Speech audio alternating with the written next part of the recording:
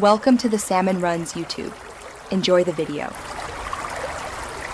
You start by confirming Windows updates are applied and you have at least a few gigabytes free. This prevents installer failures. Next, open Device Manager and inspect display adapters. If you see a warning, right-click and uninstall the faulty adapter driver. Once done, reboot into normal Windows, not safe mode, because the next step requires services to run. Make sure you have admin rights. If not, pause and sign in as an administrator before continuing.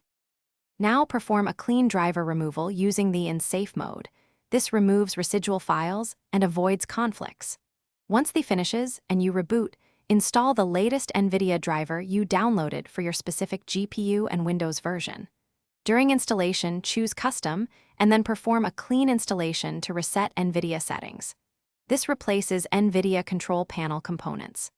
After install, restart again so services register properly. Finish by verifying NVIDIA services, Open Services. MSC and Restart NVIDIA display container LS and dependent services. This often restores the control panel shortcut.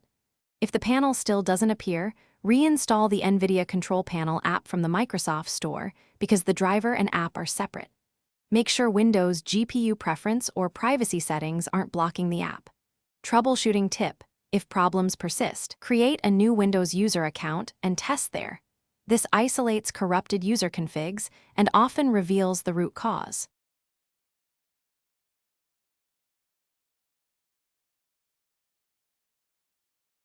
Thanks for watching.